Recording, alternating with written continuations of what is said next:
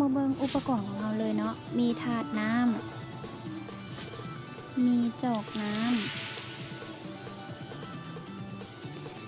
มีโทดูดมีเจียที่เฮาตัดเป็นอันน้อยๆมีนิตัดอันนี้ก็อุปกรณ์ที่เฮาเกียมที่จะลงมือทดลองซึ่งว่าก่อนอื่นมดเฮาจะโถกน้ำลงพระธาตุตามที่เฮาต้องการ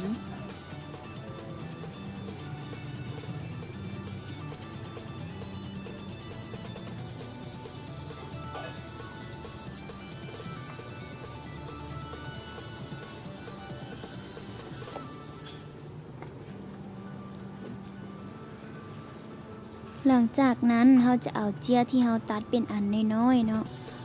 ไปวางอยู่บนพระอยู่หน้าพระธาตุหั่น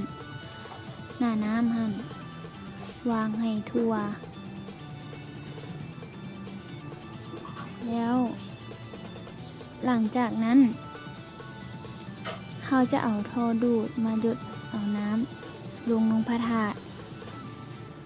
แล้วเราจะสังเกตเบิ่งการเคลื่อนที่ของเจียว่ามันเป็นแนวใดเฮามาสังเกตเบิ่งการเคลื่อนที่ของเจีย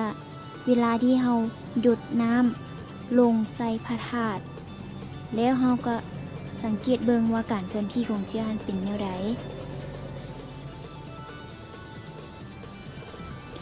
ซึ่งว่าการทดลองของเฮานี่เนาะจะเห็นว่าคลื่นนั้นเคลื่อนที่เป็นวงมนเอิ้นว่าคลื่นวงมนเจียบ่เคลื่อนที่ไปตามคลื่นแต่จะเคลื่อนที่ขึ้นลงบ่อยู่บนเก่าเพราะเจียมันจะขึ้นลงเนาะบ่ได้อยู่บนเก่าให้เฮาสังเกตเบิ่งเลย